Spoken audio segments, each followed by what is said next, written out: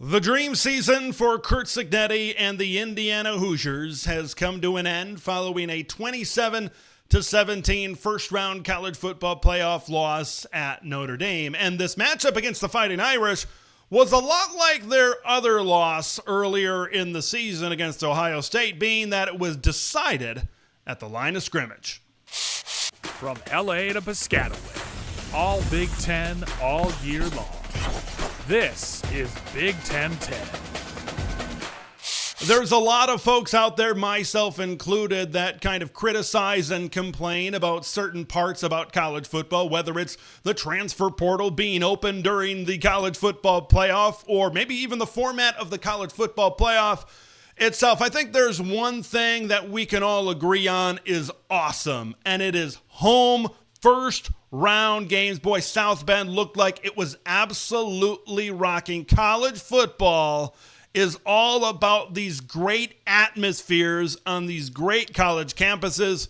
Notre Dame and their fans looked like they certainly showed out. It looked like it was a tremendous atmosphere. So if we're going to expand this college football playoff in a couple of years, give me more of these home first round playoff games. And I think there's other schools out there like our Duck fans, certainly in Eugene, Oregon, and maybe some of the folks in Tempe, Arizona, and Boise, Idaho, and Athens, Georgia, they're sitting there saying, oh, geez, that would have been pretty cool to have a home playoff game. Certainly would it. So certainly give me more of that. That was great, certainly to see. And then I got to give credit to the University of Notre Dame. Notre Dame is a really good football team, folks. Okay, Notre Dame is the closest thing to these Michigan teams with Jim Harbaugh these last couple of years. No nonsense teams, tough, run the football, play really good defense, fundamentally sound. That's what really impressed me about Notre Dame. They were never really caught out of position. We'll go into a little bit more detail as this reaction progresses, but man, and I like Marcus Freeman. I think he's a really good coach. I think they got a good one certainly there at Notre Dame. They've got really good coordinators with Mike Denbrock on the offensive side, Al Golden on the defensive side, right? They were kind of built like an old school, tough, bring your lunch pail to work, Big Ten type of football team. They established that physicality, and it was all about the line of scrimmage, just the way the Notre Dame Fighting Irish wanted it. Now, there were a couple of different ways I thought that this one could go down. There was some flexibility, I think, in the route to victory for both the Indiana Hoosiers and the Notre Dame Fighting Irish, but the end story is Notre Dame and their trench takeover on the offensive side as well as the defensive side. This route is the exact path that Notre Dame wanted. This was a Fighting Irish type of football game. Let's start first with Notre Dame on offense. Their offensive line, it's been a really good run-blocking offensive line for the Irish. They have had one of the best rushing attacks in all of college football, and you saw that happen once again in this football game against Indiana. Look, Indiana statistically the number one rushing defense in all of college football. I think personnel-wise, Notre Dame, they certainly had the advantage up front. How about 35 carries, 193 yards on the ground in this one? Like, if you would have told me before this football game Notre Dame's going to rush for 193 yards, I said, yep, the Irish are going to win. The Irish are going to win. Like, everything about this game and how this one played out really played into Notre Dame's favor. You look at the temperatures being in the mid-20s, being at home, and then, of course, this game, as we said, playing into the style of play at the line of scrimmage that Notre Dame certainly wanted to play. How about on the defensive side of the football? Like, the trend continues for Indiana in some of these games against the better defensive fronts in college football. We saw it happen against Michigan, where the Wolverines got 3 sacks, and they put a lot of pressure and disrupted Curtis Rourke in that football game. We, of course, know the story about Ohio State, where when Jim Knowles started coming after Curtis Rourke, this offense kind of folded up into a tent, and we all know what happened with that one. Ohio State certainly won convincingly. Notre Dame, 3 sacks and 10 tackles for loss against this Indiana offensive line. Their ability to play on the other side of the line of scrimmage, both in the pass game, with the pass rush, and with the run game as well. Indiana is so based on rhythm. Indiana is so based on confidence and moving with multiple consecutive successful plays. They weren't able to get that. Notre Dame was able to keep them out of the rhythm. Many different reasons. Of course, the defensive line, Howard Cross, was back in this game. I know he went out a little bit later with an injury, but Riley Mills was really good during this game.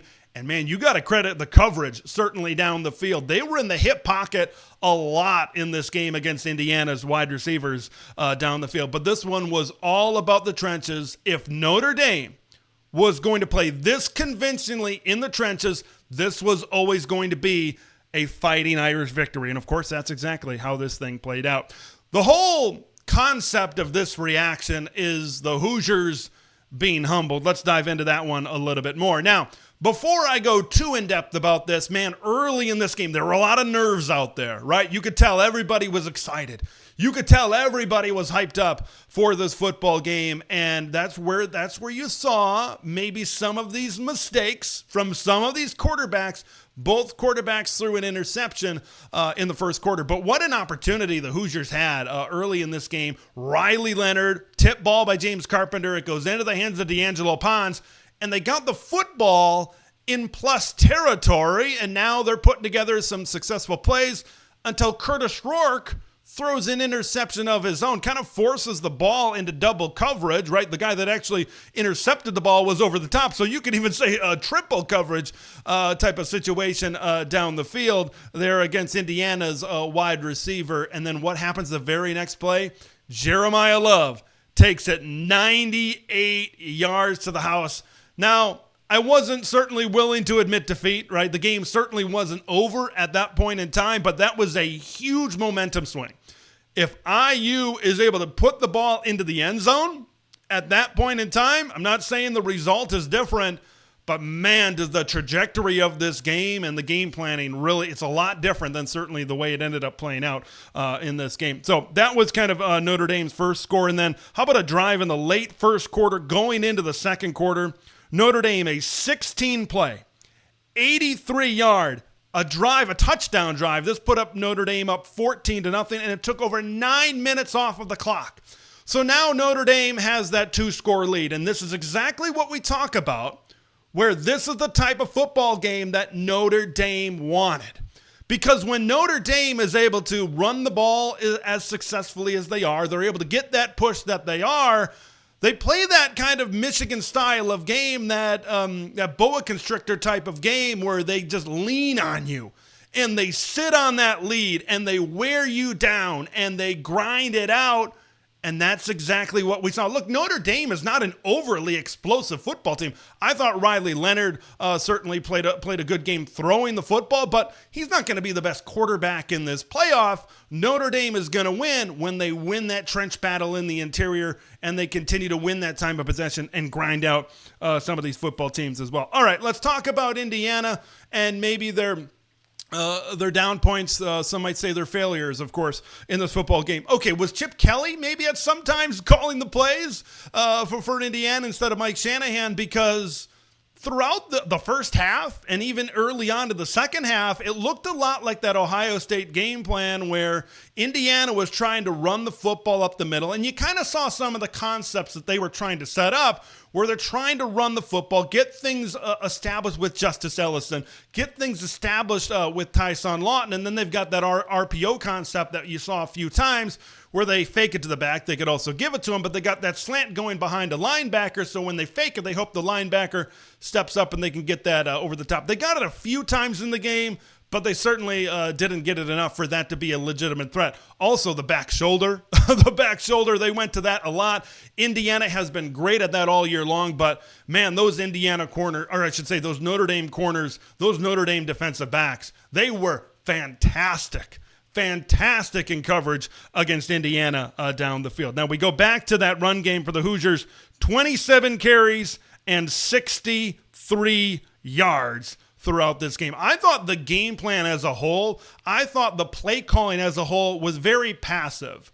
You didn't see an aggressive, a killer instinct type of Kurt Cignetti or Mike Shanahan game plan that we maybe saw earlier this season against some opponents for the Indiana Hoosiers. I think that was very apparent. Like entering the fourth quarter, Indiana threw just 15 passes at that point compared to 21 runs. I thought that they should have opened up the passing game a little bit more earlier in the game, but I think everything comes full circle. I think maybe the reason that they weren't doing that is Notre Dame was fantastic in coverage. Their offensive line, and this is what it came down to with the Ohio State game, their offensive line was not doing a good job in pass protection, and thus Curtis Rourke did not have the time to be able to decipher things down the field. Everything is all connected with what Notre Dame did defensively, and everything is connected with the results of this game, certainly for the Indiana Hoosiers all night. Yeah, they were just out of rhythm and off schedule this entire night. And like I said in the cold open of this thing, that's a lot like what that Ohio State game certainly looked like early in this season. Two more things that I want to talk about in terms of the down points for Indiana. How about missed tackles? Like there were a few third downs in this game where you get a 3rd and 4, you get a 3rd and 5, and maybe a Notre Dame wide receiver runs a button hook or a short route where he catches it behind the line to gain, and Indiana just could not make tackles in space. Right? They just could not wrap up guys in the run game. They couldn't wrap up guys, when they caught the ball, and Notre Dame was able to get some yak opportunities down the field. This was just a poor tackling game for the Indiana Hoosiers, which allowed Notre Dame to continue to dominate that time of possession and continue to extend some of these drives and create some balance offensively.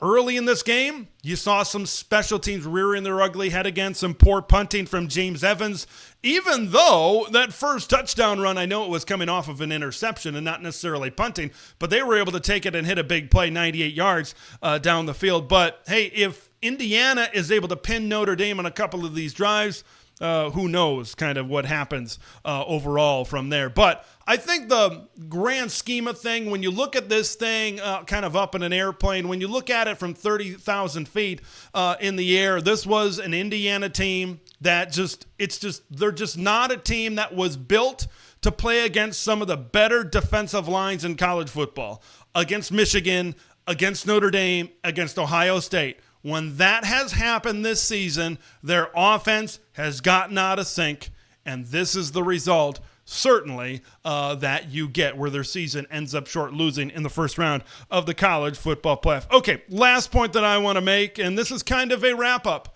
of the IU season. What a magical season it was, the best season, right? 11 wins this season for the Indiana Hoosiers. Now, you have to appreciate Indiana.